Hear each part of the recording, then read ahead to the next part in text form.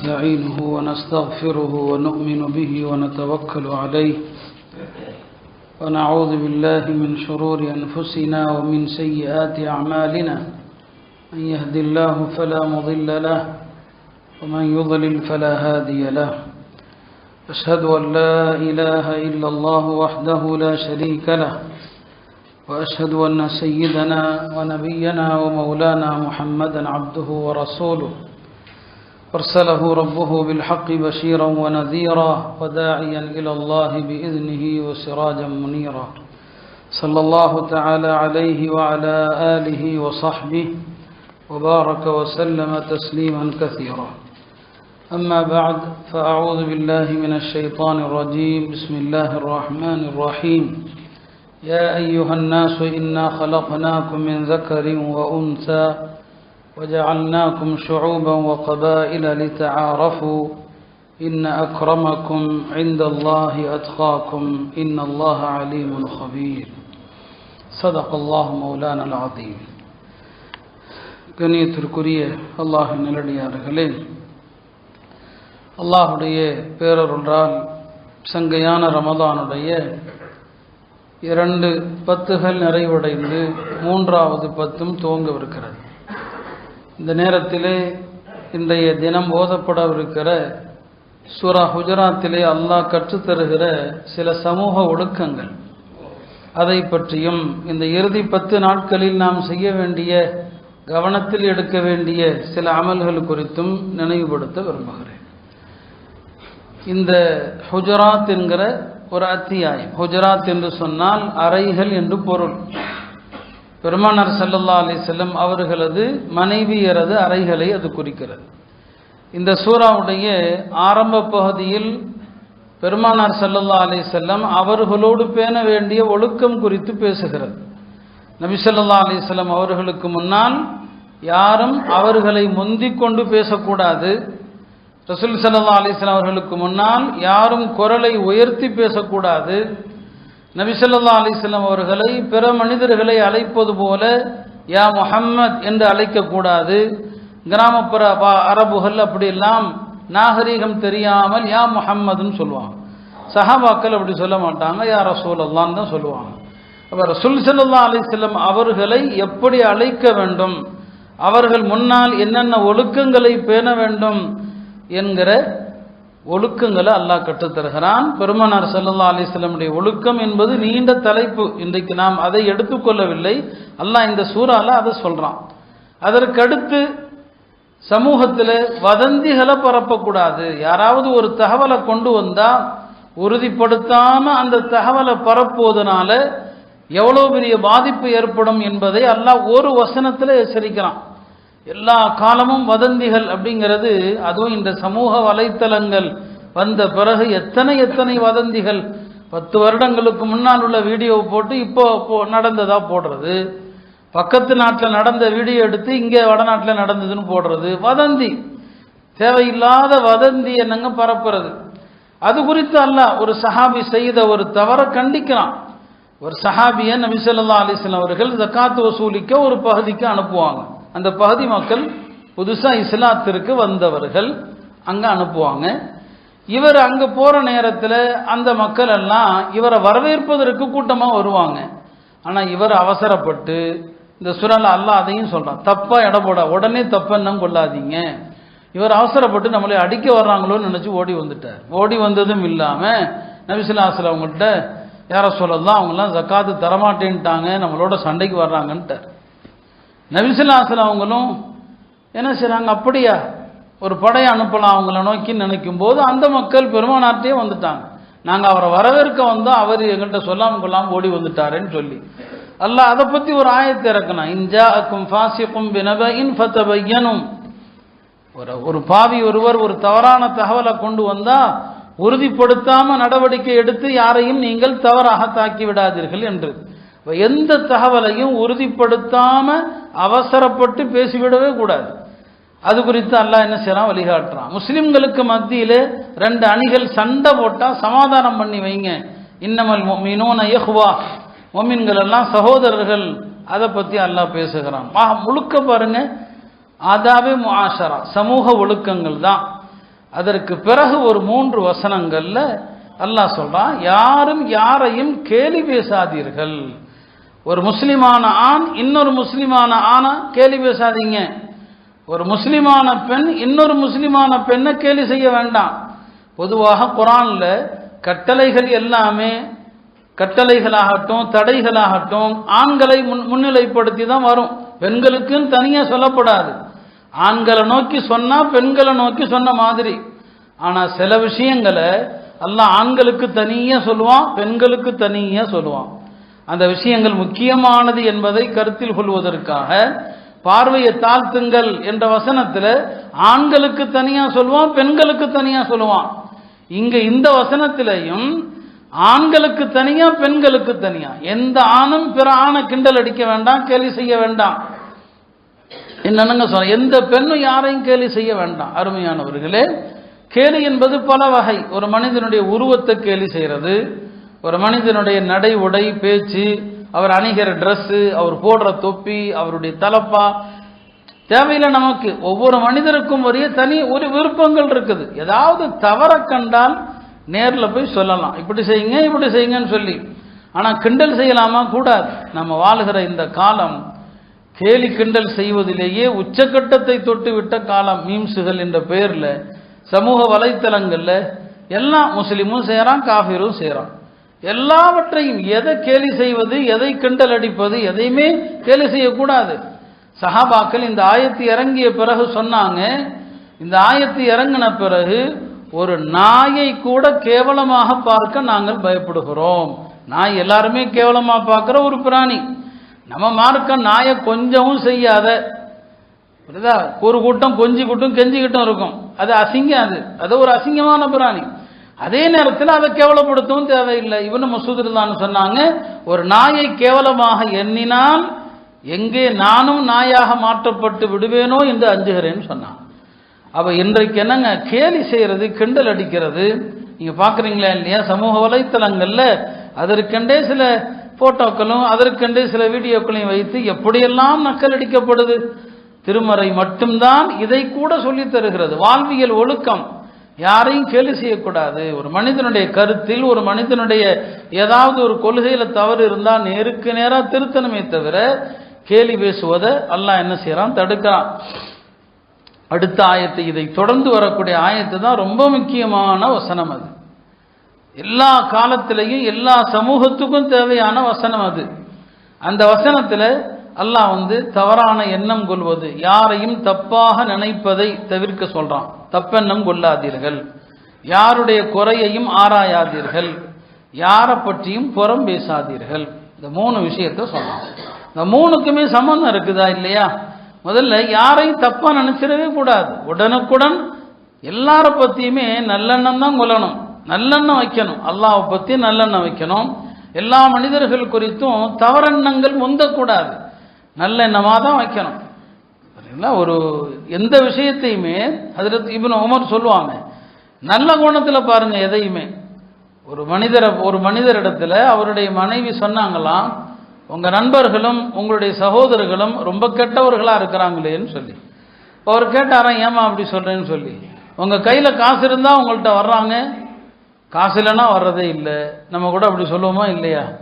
அவர் சொன்னாரு, நீயே அதை அப்படி பார்க்குற அவங்கள கெட்டவங்கன்னு சொல்லி. என்னிடம் வசதி இருக்கும்போது, என்னிடம் செல்வம் இருக்கும்போது அவர்கள் வந்தால் நான் அவர்களை கண்ணியப்படுத்துவேன் என்று கருதி வருகிறார்கள். என்னிடம் எதுவும் இல்லாத போது வந்தால் என்னை சங்கடப்படுத்தி விடக்கூடாது என்று வராமல் இருக்கிறாங்க. நீ அதை அப்படி பாரு, அதே நீ அந்த கோணத்தில் வேற கோணத்தில் பார்க்க, நம்ம எல்லாருமே அப்படிதான் பார்ப்போம். துட்டு இருந்தால் வருவான், இல்லைன்னா வரமாட்டான். அது அவர் வேற கோணத்தில் சொல்லி கொடுக்குறாரு. இல்லை, காசு இல்லாத போது வந்தா பெருந்தன்மையில் நாம சிரமப்பட்டு கடன் வாங்கி உதவி செஞ்சிருவோம், பயந்து வராமல் இருக்கிறாங்கன்னு அப்படி மாற்றி பாருங்க. எல்லா விஷயத்திற்கும் வெவ்வேறு கோணங்கள் இருக்கும். அப்ப அவசரப்பட்டு யாரையுமே தவறாக எண்ணுவதை தடுக்கிறான் அல்லாஹ். அது பாவம்னு சொல்றான். பெருமானார் ஸல்லல்லாஹு அலைஹி சொல்லுவாங்க, ஈயாக்கும் முவ்வன், தவறான எண்ணத்தை தவிர்த்து கொள்ளுங்கள், அது பெரிய பொய். அக்தபுல் ஹதீஸ், அது பெரிய பொய்ன்னு சொன்னாங்க. அப்ப தவறான எண்ணங்களை தவிர்க்கணும். அல்லாஹ் முதல்ல அதை சொல்லித்தரான். யாரும் தப்பு செய்யறாங்களான்னு போய் ஆராயாதீங்களா, தஜஸ்ஸசு, அடுத்தவங்க பேசும்போது போய் ஒட்டு கேட்கறது, தள்ளி நின்று கவனிக்கிறது, இதெல்லாம் ஒட்டு கேட்கறது, ஆராயிறது, அடுத்தவன் குறை என்ன தெரிய வரும், இதை அல்லாஹ் தடுக்கிறான். லா தஜஸ்ஸசு, சரிங்களா? குறைய ஆராயவே கூடாது, யாரு குறையும் தெரியும்னு நினைக்க கூடாது, அடுத்தவனுடைய நன்மை தெரியும்னு நினைங்க. பாருங்க அல்லாஹ்வுடைய குணத்தை பாருங்க. நாம எல்லாருமே மறுமையில ஏகப்பட்ட பாவ முட்டையை தான் எல்லாரும் வச்சிருக்கிறோம் இல்லையா?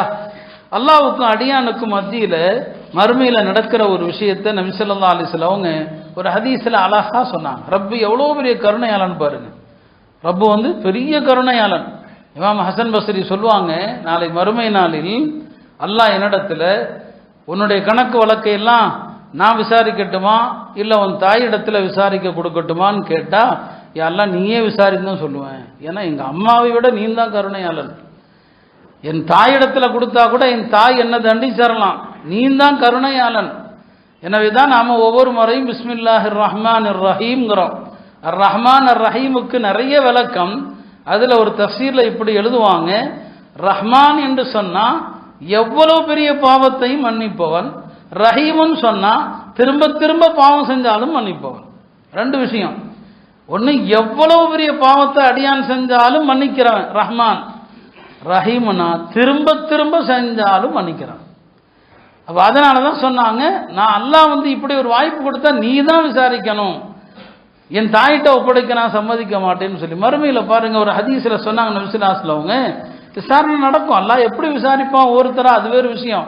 ஒரு அடியான அல்லாஹ் பக்கத்தில் அழைப்பான். பக்கத்தில் அழைச்சு அவருடைய கையில யாருக்கும் தெரியாம அவருடைய அமல்கள், அவர் செய்த எல்லா செயல்களுடைய அந்த வினை பதிவேட்ட அல்லாஹ் கொடுப்பான். கொடுத்து இக்ரா யா இப்ன ஆதம் படின்னு சொல்லுவான். அவர் அப்படியே படிப்பார். அவர் செய்த நல்லறங்கள் வரும்போதெல்லாம் அவருடைய முகம் பிரகாசமாகும், உள்ளம் அப்படியே சந்தோஷம் அடையும், உள்ளம் சந்தோஷம் அடையும். அல்லாஹ் சொல்லுவான், என்ன நீ செஞ்ச நல்லறங்கள்லாம் இருக்குதான்னு கேட்பான். இருக்குது யா அல்லாஹ் இருக்குதுன்னு சொல்லி. இப்போ அல்லாஹ் சொல்லுவான், நான் இதையெல்லாம் உன்னிடமிருந்து ஏற்றுக்கிட்டேன், உன்னிடமிருந்து கபூல் செஞ்சுக்கிட்டேன். அந்த அடியான் சந்தோஷத்துல சஜிதா செய்வார். சஜிதா செஞ்சு முடிச்சதும் அல்லாஹ் சொல்லுவான், சஜிதா செஞ்சது போதும்பா, எஞ்சி அடுத்து மிச்சத்தை படின்னு சொல்லுவான். மிச்சத்தை படிப்பார். அவர் செஞ்ச தவறுகளும் அவர் செய்த அட்டூழியங்கள் எல்லாம் வரும். இப்போ அவர் முகம் வாடி போகும், உள்ள அப்படியே வேதனைப்படும், உள்ளம் வேதனைப்படும், அவருடைய புஜங்கள் எல்லாம் அப்படியே நடுங்கும். இப்போ அல்லாஹ் சொல்லுவான், நீ செஞ்ச தப்பு தானப்பா இருக்குது. ஆமா தவறு தான் இருக்குது. வெக்கத்தில் அவர் அல்லாஹ்வுடைய முகத்தை பார்க்க அப்படியே சங்கடப்படுவார். ஆனா அல்லாஹ் இதை மறைமுகமாக தான், யாருக்கும் தெரியாது, என்ன பேசுறாங்கிறது யாருக்கும் தெரியாது. நீ செஞ்சது தானே எழுதியிருக்கிறேன். ஆமா நீ செஞ்சது நான் மன்னிச்சிட்டேன்னு அல்லாஹ் சொல்லுவான். நீ செஞ்சதை நான் மன்னிச்சிட்டேன். உடனே அவர் ரெண்டாவது முறை என்ன செய்வார், சஜிதால விழுவாரு, அல்லாஹ் மன்னிச்சிட்டாங்கிறத. இந்த காட்சியை தூரத்தில் இருந்து பார்க்குறவங்களுக்கு அவர் 2 தடவை சஜிதா செஞ்சது மட்டும்தான் மக்களுக்கு தெரியும். முதல் தடவை அவருடைய நன்மைகளை அல்லாஹ் ஏற்றுக்கிட்டேன்னு சொன்னதுக்காண்டி சஜிதா பண்ணார் இல்லையா, அது மக்களுக்கு தெரியும். 2வது முறை உன் பாவத்தெல்லாம் மன்னிச்சிட்டம்பா அப்படின்னு அல்லாஹ் சொன்னான் இல்லையா, அது தெரியும். இடையில வேற எதுவுமே தெரியாது. தூரத்தில் இருந்து பார்க்குறவங்கலாம் என்ன பேசிக்குவாங்களாம், தூபா லிஹாதல் அப்தி, இந்த அடியானுக்கு வாழ்த்து, இந்த அடியான் காலம் பூரா பாவமே செய்யாத அடியான் போல் தெரியுது. அல்லாஹ்வுக்கு முன்னால 2 சஜிதா மட்டும்தான் பண்ணியிருக்கிறாரு, காலம் பூரா பாவமே பண்ணாத ஆள் இவருன்னு சொல்லுவாங்களாம். பெருமானார் சொல்லுவாங்க, அல்லாஹ்வுக்கு அவருக்கு நடந்த அந்த பேச்சு அவங்களுக்கு தெரியாது. அவர் பாவத்தையும் அல்லாஹ் சொல்றான், அல்லாஹ் மன்னிச்சுட்டான். எவ்வளவு பெரிய ரப்பு பாருங்க, எவ்வளவு கருணையாளன். ஆனா மக்கள் தூரத்திலிருந்து என்ன பேசுவாங்க, இவர் பாவமே செய்யாத அடியாதப்பா. பாருங்க ரப்புல் ஆலமீன் எப்படி மறைக்கிறான் பாருங்க. இப்போ அல்லாஹ்வுடைய குணம் நம்மள்கிட்ட வர வேண்டாமா? இன்னொரு ஹதீஸ் இப்படி வரும், ஒரு அடியானுடைய கையில் அவருடைய வினை பதிவேட்டு அல்லாஹ் கொடுப்பான். கொடுத்ததும் மேல ஃபர்ஸ்ட் பட்டியல் பூரா பாவமா இருக்கும். அரண்டு போயிடுவார், என்னடா இது. கீழே பார்ப்பாரு, நன்மைகளா இருக்கும், சந்தோஷப்படுவாரு. திருப்பி மேலே பாருங்கன்னு சொல்லப்படும், பாவங்கள் எழுதப்பட்ட இடத்துல பூரா நன்மைகளாக மாற்றப்பட்டிருக்கும். பாவத்தை பூரா அதுவும் வருதுல, யுபத்திலுல்லாஹு ஸய்யிஆத்திஹிம் ஹஸனா, தீமையை பூரா அல்லாஹ் நன்மை ஆக்கிடுவான். வறுமையானவர்கள் ரப்பு அடியானுடைய எந்த குறையையும் வெளிப்படுத்துவதை விரும்பவே மாட்டான். அதனால நீங்க அடுத்தவர் என்ன செய்யறாங்க, அடுத்தவங்களுடைய குறைகளை ஆய்வு செய்றீங்களா, தஜஸ்ஸசு, யாருடைய குறை, அவ என்ன பண்றான் இவ என்ன பண்றான் ஆராயாதீங்க. ஒவ்வொரு மனிதனும் தன்னை பத்தி சிந்திக்கட்டும். அடுத்து சொல்லுவான், அடுத்தவனை பற்றி தப்பாக நினைக்கக்கூடாது, யாரும் தப்பாக நினைக்கக்கூடாது, யாரையும் ஆராயாதீர்கள். மூணாவது, ஒரு மனுஷன்ட்ட இருந்து தவறே நடந்திருந்தா கூட அந்த தவற அவன் இல்லாத இடத்தில் நாம பேசினால் அதுக்கு பேரு போறோம். அவர் தப்பே பண்ணியிருக்கிறார், தப்பு பண்ணுனா அந்த தவறுக்கான என்ன விஷயங்கிறத மார்க்க அணுகிற வேற வழி வச்சிருக்குது. அவன் தப்பு பண்ணிட்டான்னு சொல்லி ஊர்ல உள்ள அத்தனை சபையிலையும் பேசப்படும். நம்ம கூட்டத்தில் அப்படித்தானே இருக்கிறோம், டீ கடையிலையும் பேசப்படும், ஜனாசாவுக்கு போன இடத்துலையும் பேசப்படும், கல்யாண வீட்டிலும் பேசப்படும். அல்லாஹ் சொல்றான் லா யக்தப், பேசக்கூடாது. அவர் தப்பு செஞ்சது அவருக்கும் அடியானுக்கும் இடையில, அந்த தவறை பத்தி நீங்க புறம் பேசாதீங்க. புறம் பேசுவது உங்கள் சகோதரனுடைய மாமிசத்தை, செத்து போன மாமிசத்தை சாப்பிடுவதுன்னு சொல்றான். குர்ஆன் எவ்வளவு கடுமையான வார்த்தையை சொல்லுது. ஹதீஸ்ல வருது, நபி ஸல்லல்லாஹு அலைஹி வஸல்லம் சொன்னாங்க, நான் மறுமையில நரகத்துல ஒரு கூட்டத்தை பார்த்தேன், அவங்களுடைய நகங்கள் செம்புனால ஆன நகங்கள், அந்த நகத்தால முகத்தை கிழிக்கிறாங்க, அந்த நகத்தால மார்பை கிழிக்கிறாங்க. இவங்கெல்லாம் யாருன்னு ஜிப்ரீல்கிட்ட கேட்டேன், இவங்கெல்லாம் புறம் பேசி திரிந்தவர்கள், மக்களுடைய கௌரவத்தை குறைவாக பேசியவர்கள். யாரையும் புறம் பேசாதீங்க, அது அடுத்தவர்களுடைய மாமிசத்தை சாப்பிடுவது என்று அல்லாஹ் கற்றுத்தருகிறான். எனவே அருமையானவர்களே, ரமதான் திருமறையின் மாதம்.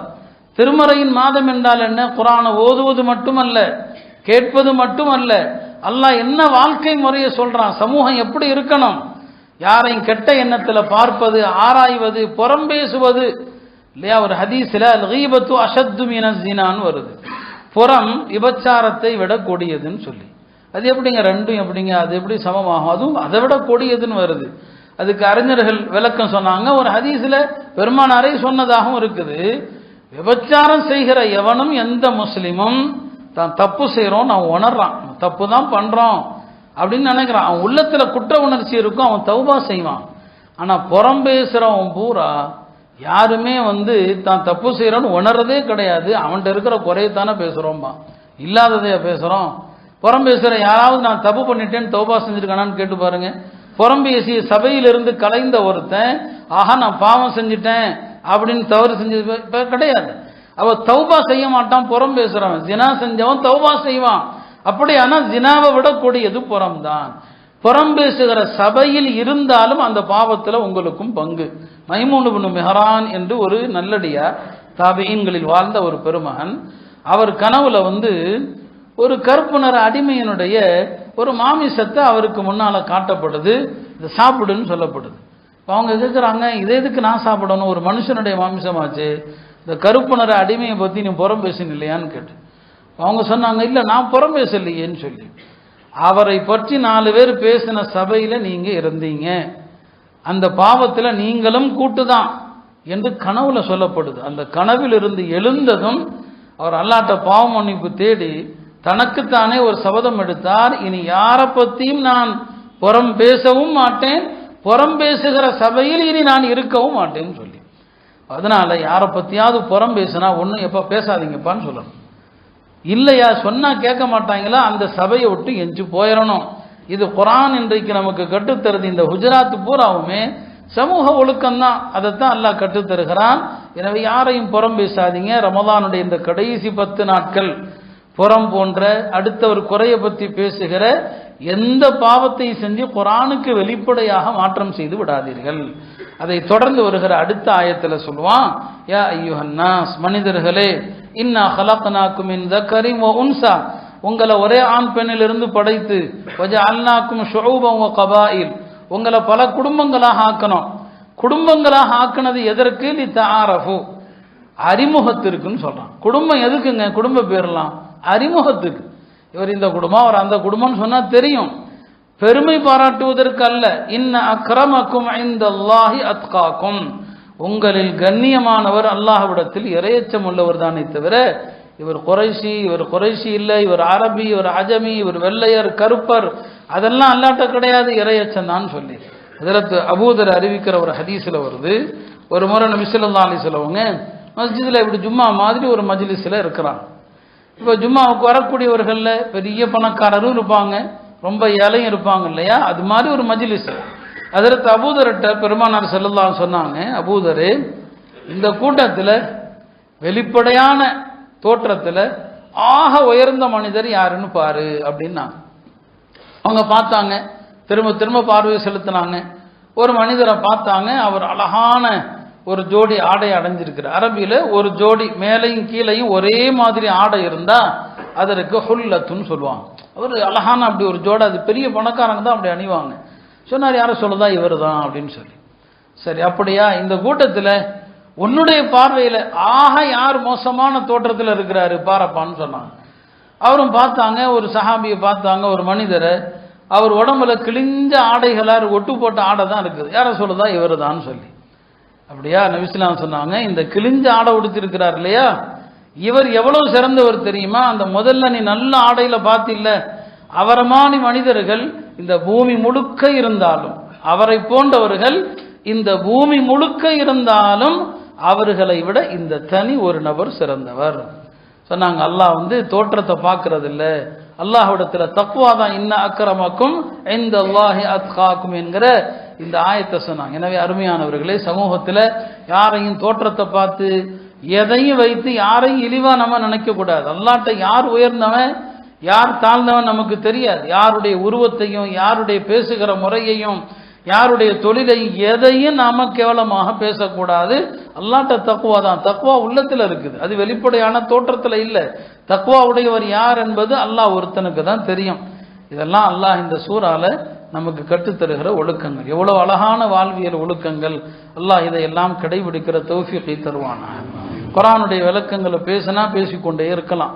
அருமையானவர்களே, 3வது 10 ஆரம்பிக்கிறது. அதை பற்றியும் சில விஷயங்களை சொல்வது கடமையாக இருக்கிறது. 3வது 10 தான் லைலத்துல் கத்ருடைய 10. ரசூல் ஸல்லல்லாஹு அலைஹி வஸல்லம் அவங்களுக்கு ஆரம்பத்தில் ரமதான்ல லைலத்துல் கத்ர் இருக்குதுன்னு சொல்லப்பட்டுச்சு, ரமதான்ல இருக்குதுன்னு சொல்லப்பட்டுச்சு. அப்போ நபி ஸல்லல்லாஹு அலைஹி வஸல்லம் ரமதானுடைய முதல் 10 இத்திகாஃப் இருந்தாங்க. முதல் 10 இருந்தாங்க. முதல் 10 முடித்து விட்டு வெளியேறலாம் அப்படின்னு நினைக்கும் போது ஜிப்ரீல் அலைஹிஸ்ஸலாம் சொன்னாங்க, நீங்கள் எந்த இரவை தேடிக்கொண்டிருக்கிறீர்களோ அது இனிமேல் தான் வரவிருக்கிறது, இனிமேல் தான் அப்படின்னு சொல்லிட்டாங்க. நபி ஸல்லல்லாஹு அலைஹி வஸல்லம் அப்போ ஒருவேளை 2வது 10 இருக்குமோ, 2வது 10 இருந்தாங்க. தோழர்கள் யாரும் வெளியே போகாதீங்க, 2வது 10 முடிந்து வெளியே போகலாம் நினைக்கும் போது ஜிப்ரீல் அலைஹிஸ்ஸலாம் வந்தாங்க. நீங்கள் எதை தேடிக்கொண்டிருக்கிறீர்களோ அது வரக்கூடிய நாட்கள்ல தான் இருக்குது.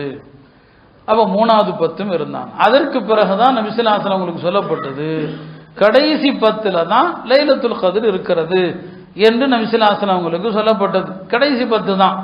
அந்த கடைசி 10ல ஒற்றைப்படை இரட்டைப்படை எதில் வேண்டுமானாலும் இருக்கலாம் அப்படிங்கிற மாதிரி ஹதீஸ் இருக்குது. அதனால தான் நபி ஸல்லல்லாஹு அலைஹி வஸல்லம் சொல்லுவாங்க, இல்தமிஸூஹா ஃபில் அஷ்ரில் அவாஹிர், லைலத்துல் கத்ர கடைசி 10ல தேடுங்கன்னு வரும். அதிகமான ஹதீஸுகள் ஒற்றைப்படையான இரவுல தேடுங்கன்னு வரும்.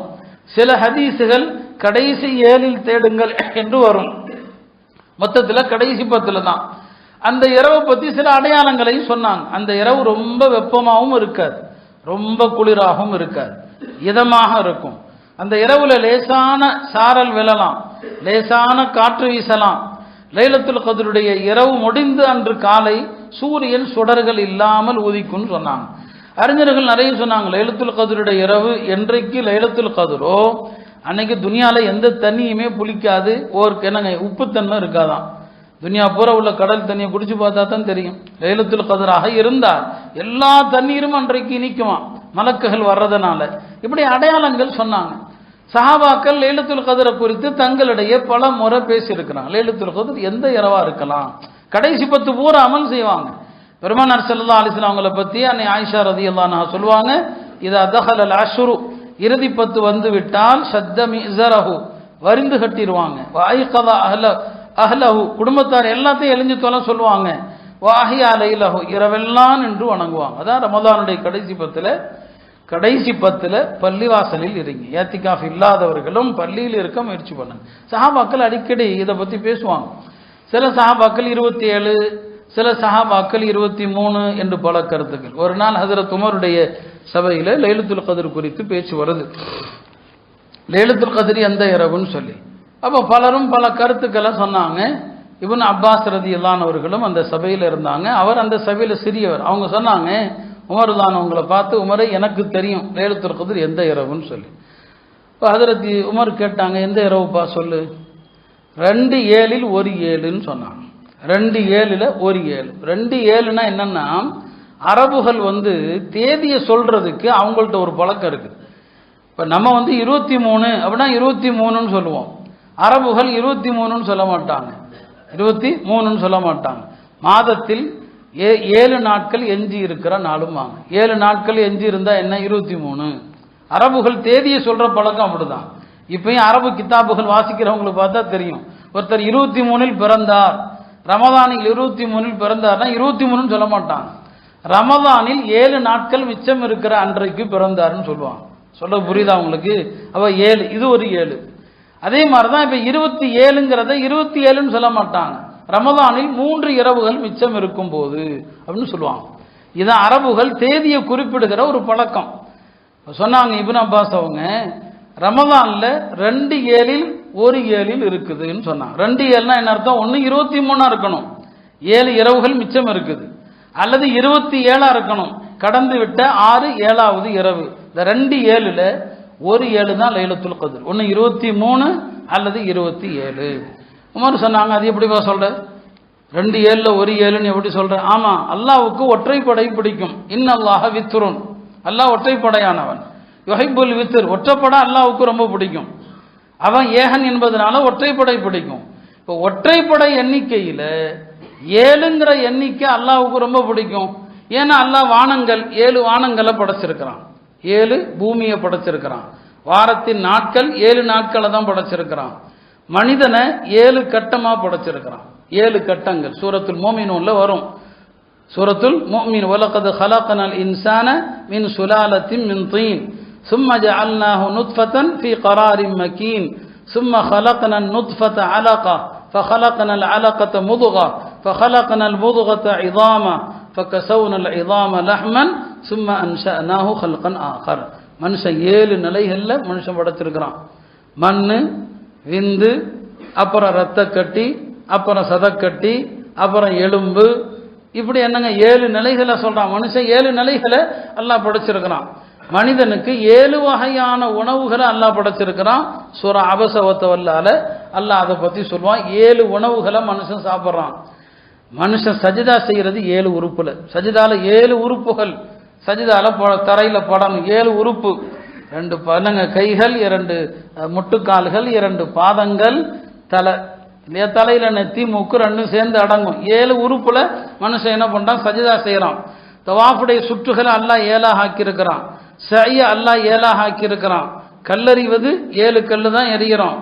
ஒரு உறவு முறையில மனமுடிக்கத்தகாத உறவு முறை பெண்கள் 7 வகை பெண்கள்.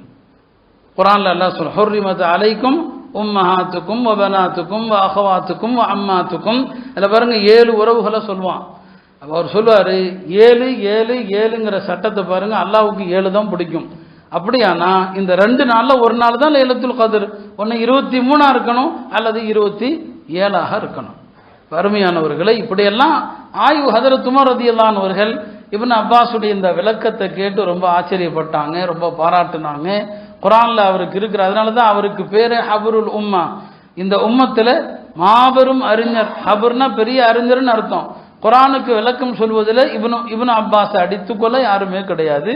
அது நபி ஸல்லல்லாஹு அலைஹி வஸல்லம் துஆவுடைய பரக்கத்தாக கடைசி 10 வந்துருச்சு. இந்த கடைசி 10 இரவுகள்ல எந்த இரவும் லைலத்துல் கத்ரா இருக்கலாம்னு நினைச்சு தேடுங்க. நம்ம குர்ஆனை முடிப்பதற்கு 27 வச்சிருக்கிறோம், அது ஒன்றும் தவறல்ல. 27ங்கிறது ஒரு கணிசமான கருத்து. இதெல்லாம் இருந்தாலும் எந்த இரவாகவும் இருக்கலாம். ஏன்னா பலருடைய கருத்து என்ன, அறிஞர்கள் பலருடைய கருத்தும் மாறி மாறி வரும் என்பதுதான். போன வருஷம் ஒரு நாள்னா இந்த வருஷம் வேற நாள் அப்படிங்கிறதான். பல அவுலியாக்களும் நல்லடியார்களும் கூட அவங்களுக்கு அல்லாஹ் வெளிப்படுத்திய கஷ்பில் அப்படிதான் சொல்லுவாங்க, இந்த ஆண்டு லைலத்துல் கத்ர் இந்த இரவுல போயிடுச்சு, இந்த ஆண்டு லைலத்துல் கத்ர் இந்த இரவுல போயிருக்குது என்று தான் சொல்லுவாங்க. அப்ப எந்த இரவாகவும் இருக்கலாம். அப்படியானா இன்றைக்கு இரவு 21 இன்றிலிருந்தே ஆரம்பித்து விட்டது. எனவே நம்முடைய முயற்சிகள், அமல்களுடைய ஈடுபாடு என்பது இந்த இரவிலிருந்தே துவங்க வேண்டும். அதுக்கு தான் ஏத்திகாஃப வலியுறுத்துறோம். ஏத்திகாஃப் இருக்கிறவர் கடைசி இந்த 10 நாளும் பள்ளியில் இருக்கிறதுனால அவருக்கு கண்டிப்பா லைலத்துல் கத்ர் கிடைச்சிருது. ஏத்திகாஃப் இருக்காதவர்கள், மற்றவர்கள் குறைந்தபட்சம் இரவுல பள்ளியில் இருங்க. வீட்டில் அமல் செய்கிற வாய்ப்பு இல்லை. நஃபிலான வணக்கங்கள் வீட்டில் தான் செய்யணும். மார்க்கத்தில் அதுதான் சிறந்தது. நபி ஸல்லல்லாஹு அலைஹி வஸல்லம் நஃபில் வணக்கங்களை வீட்டில் தான் செய்ய சொல்லுவாங்க. ஆனால் இன்றைய நம்முடைய சூழல் அப்படி இல்லை. பள்ளியில் மற்றவங்க குர்ஆன் ஓதுறது, மற்றவங்க செய்யக்கூடிய வணக்கங்கள், அதை பார்த்து அவருக்கும் ஆர்வம் வர்றதுனால இந்த கடைசி 10 நாட்களில் பள்ளிவாசலில் இருங்க. இந்த வரக்கூடிய 21 இருக்கிறது, அது கூட லைலத்துல் கத்ராக இருக்கலாம் என்ற எண்ணத்தில் ஆர்வத்தில் நாம் பள்ளிக்கு என்னங்க வரணும், அமல் செய்யணும். இந்த இரவுகளை வீணாக்காதீங்க. பெண்கள்கிட்டையும் இரவு காலங்களில் நின்று வணங்கி ஆர்வம் ஊட்டக்கூடிய விஷயங்களை சொல்லுங்கள். இந்த கடைசி 10 நாட்களில் நாம் செய்யக்கூடிய சில வணக்கங்கள் நிறைய வணக்கங்கள் இருந்தாலும் சில வணக்கங்கள், அதில் முக்கியமாக திக்ரில் நபி ஸல்லல்லாஹு அலைஹி வஸல்லம் பல வகையான திக்ருகளை சொல்லுவாங்க. அதில் ஒன்று என்னன்னா, உலமாக்கள் அதற்கு திக்ருல் முதாஅஃப்னு சொல்லுவாங்க. திக்ர முதாஅஃப்னா என்னன்னா, அதை ஒரு தடவை தான் நீங்கள் சொல்லியிருப்பீங்க உங்களுடைய நாவால், ஆனால் நீங்கள் பல லட்சம் தடவை சொன்ன மாதிரி நன்மை கிடைச்சிடும். இதுதான் திக்ர முதாஅஃப். நீங்கள் வாயில சொன்னது ஒரு தடவை, ஆனால் எப்படி நன்மை எழுதப்படும், பல லட்சம் தடவை சொன்ன மாதிரி நன்மை எழுதப்படும். அந்த மாதிரி திக்ருகளையாவது குறைந்தபட்சம் வைத்துக் கொள்ளுங்கள். அந்த மாதிரி திக்ருகள் நாம் அடிக்கடி சொன்னது தான். ஒரு முறை காலை நேரத்தில் பெருமானார் ஸல்லல்லாஹு அலைஹி வஸல்லம் அவர்கள் அன்னை ஜுவைரியாவிடத்தில் வருவாங்க. ஜுவைரியா ரலியல்லாஹு அன்ஹா திக்ரு செஞ்சுட்டு இருப்பாங்க, பெருமானார் போயிடுவாங்க. பிறகு நண்பகலில் வருவாங்க, அவங்க உட்கார்ந்த இடத்துல உட்காந்து திக்ரு செஞ்சுக்கிட்டே இருப்பாங்க. நபி ஸல்லல்லாஹு அலைஹி வஸல்லம் இவ்வளோ நேரமாக நீ திக்ரு செஞ்சுட்டு தான் இருக்கிறியா? சரி, நல்லது, திக்ரு செய்வது ஒன்றும் தவறல்ல, நான் உனக்கு இன்னொன்றை சொல்லித்தர்றேன், அதை நீ ஒரு தடவை சொன்னால் இவ்வளோ நேரம் உட்கார்ந்து திக்ரு செஞ்சால் எந்த நன்மையும் அந்த நன்மை கிடைச்சிரும். அந்த வார்த்தை பலவிதமாக ரிவாயத்துகளில் வருது. எந்த ரிவாயத்தில் வரக்கூடிய வார்த்தையை கொண்டு அமல் செஞ்சுக்கலாம். அதான் சொல்லி கொடுத்தாங்க. சுப்ஹான் அல்லாஹி அதத ஹல்கி, சுப்ஹான் அல்லாஹி ரிதா நஃப்ஸி, சுப்ஹான் அல்லாஹி ஸினத அர்ஷி, சுப்ஹான் அல்லாஹி மிதாத கலிமாத்தி. இதுக்கு என்ன அர்த்தம்? ஒரு தடவை தான் நீங்கள் சுப்ஹான் அல்லாஹ் சொல்கிறீங்க, ஆனால் சுப்ஹான் அல்லாஹி அதத ஹல்கி, அல்லாஹ்வுடைய படைப்புகளுடைய எண்ணிக்கை அளவுக்கு நான் அல்லாஹ்வை துதிக்கிறேன்னு அர்த்தம். அல்லாஹ் படைத்த படைப்புகள், இனி படைக்க போகிற படைப்புகள், இப்போது இருக்கிற படைப்புகள் மனித கற்பனைக்கு எட்டுமா? யோசிச்சு பாருங்க. அல்லாஹ் எத்தனை படைப்புகளை படைச்சிருக்கான்னு தெரியுமா? இதை ஒரு வார்த்தையை நீங்க சொல்லிட்டா அத்தனை தடவை நீங்க சுப்ஹானல்லாஹ் சொன்ன மாதிரி ஆகிப்போச்சு. சுப்ஹான் அல்லாஹி ரிதா நஃப்ஸிஹி. இதுக்கு என்ன அர்த்தம்? அல்லாஹ் பொருந்திக் கொள்கிற அமல்கள் நிறைய இருக்குது. அல்லாஹ் பொருந்திக் கொள்கிற அமல்கள் என்னவெல்லாம் இருக்கிறதோ அந்த அமல்கள் எண்ணிக்கை அளவுக்கு அல்லாஹ்வை துதிக்கிறேன். அல்லாஹ் குர்ஆன் ஓதுறதையும் பொருந்துவான், அல்லாஹ் தொழுகிறதையும் பொருந்துவான், சதகாவையும் பொருந்துவான். அந்த அமல்கள் கொஞ்சமா இருக்குது. மூணாவது என்ன? சுப்ஹான் அல்லாஹி ஸினத அர்ஷிஹி, அல்லாஹ்வுடைய அர்ஷ், அதுதான் அலமுல் மஹ்லூகாத், படைப்பினங்களிலெல்லாம் ஆக பிரம்மாண்ட படைப்பு எது? அர்ஷ் தான். அரிசுக்கு முன்னால குர்சி இருக்குதே, அதுவே பாலைவனத்தில் வீசப்பட்ட ஒரு வளையத்தை போலன்னு சொன்னாங்க பெருமானார் ஸல்லல்லாஹு அலைஹி வஸல்லம். அப்ப அரிசி எவ்வளவு பிரம்மாண்டமான படைப்பு. அந்த அரிசின் எடை எப்படி இருக்குமோ அந்த அளவுக்கு நான் அல்லாஹ்வை துதிக்கிறேன். சுப்ஹானல்லாஹி மிதாத கலிமாத்தி, அல்லாஹ்வுடைய கட்டளைகளை எழுதுவதற்கென்று உள்ள மைகள், அல்லாஹ்வுடைய கட்டளைகள் கலிமாத்துகள், அதுக்கு முடிவு இருக்குதா? இல்லை. ஒரு ஆயத்தில் அல்லாஹ் சொல்லுவான் சூரா லுக்மான்ல, இந்த பூமியில் உள்ள மரங்களை எல்லாம் பேனாவாக்கி, பூமியில் உள்ள மரத்தை எல்லாம் பேனாவாக்கி, பூமியில் உள்ள கடல்களை எல்லாம் மையாக ஆக்கி, பூமியில் உள்ள மரம் பூர பேனா, கடல் எல்லாம் மை, அப்படி நீங்க ஆக்கி எழுதினாலும் அவை தீர்ந்து விடும், அல்லாஹ்வுடைய வார்த்தைகள் தீராது. எவ்வளவு பெரிய கருத்து பாருங்க. நீங்க அந்த அளவுக்கு அல்லாஹ்வுடைய கலிமாத்துகள் அளவுக்கு அல்லாஹ் புகழ்ந்தவராக ஆயிடுவீங்க. இதே விஷயத்தை அன்னை சஃபியாவுக்கும் சொன்னான். சஃபியா ரலியல்லாஹு அன்ஹா தனக்கு முன்னால 4000 பேரிச்சம்பழ கொட்டைகளை வச்சு தஸ்பீஹ் செஞ்சுக்கிட்டு இருந்தான். பேரிச்சம்பழ கொட்டை ஒவ்வொன்றா எண்ணி போட்டுட்டு இருந்தான். பெருமானார் சொன்னாங்க, இதெல்லாம் தேவையில்லையே, இந்த வார்த்தையை சொல்ல போதும். இப்போ சொன்னோம்ல சுப்ஹான் அல்லாஹி அதத ஹல்கி, அப்ப இந்த திக்கரை தெரிந்து கொள்ளுங்க. இதுக்கு பேர் தான் திக்கரை முல்லாஹ். ஒரு தடவை சொன்னா பல தடவை சொன்ன மாதிரி.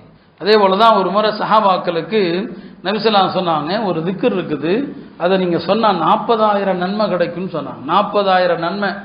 இப்படி எத்தனையோ திக்ர்கள் இருக்குது, 40000 நன்மை கிடைக்கும்னு சொன்னாங்க. இந்த திக்ர் என்ன? அஷ்ஹது அல்லா இலாஹ இல்லல்லாஹு வஹ்தஹு லா ஷரீக லஹு இலாஹன் வாஹிதன் அஹதன் சமதன் லம் யத்தஹித் சாஹிபத்தன் வலா வலதன் வலம் யகுல் லஹு குஃபுவன் அஹத். இதை சொல்லுங்க, 40000 நன்மை கிடைக்கும்னு சொன்னாங்க.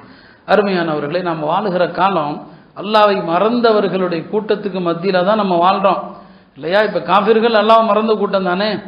அல்லாவை மறந்தவர்களுக்கு மத்தியில் அல்லாஹ் திக்ர் செய்கிறான் பாருங்க, அவனை பற்றி ஒரு ஹதீஸ் எனக்கு கிடைத்தது என்று இமாம் மாலிக் அவர்கள் சொன்னான்.